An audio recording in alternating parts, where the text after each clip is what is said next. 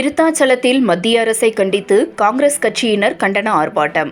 பாராளுமன்றத்தில் ரசாயன தாக்குதல் நடத்த உடந்தையாக இருந்த பாஜக எம்பி மீது நடவடிக்கை எடுக்காமல் அதை பற்றி பாராளுமன்றத்தில் குரல் எழுப்பிய காங்கிரஸ் உள்ளிட்ட 145 நாடாளுமன்ற உறுப்பினர்கள் மீது சஸ்பெண்ட் நடவடிக்கைகள் எடுத்த மத்திய அரசை கண்டிப்பதாக கூறி கடலூர் மாவட்டம் விருத்தாச்சலம் பாலக்கரை சந்திப்பில் காங்கிரஸ் கட்சியினர் கண்டன ஆர்ப்பாட்டம் நடத்தினர்.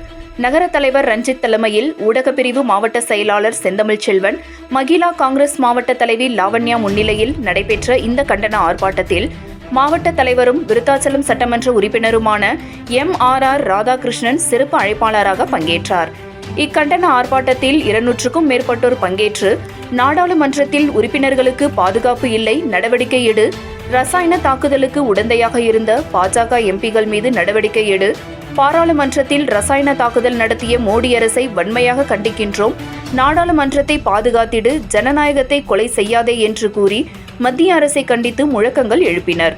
இந்த கண்டன ஆர்ப்பாட்டத்தில் மாவட்ட செயலாளர் ராஜா உள்ளிட்ட மாவட்ட, நகர, ஒன்றிய கிளை நிர்வாகிகள், மகிழா காங்கிரஸ் மற்றும் இளைஞர்கள் பங்கேற்றனர்.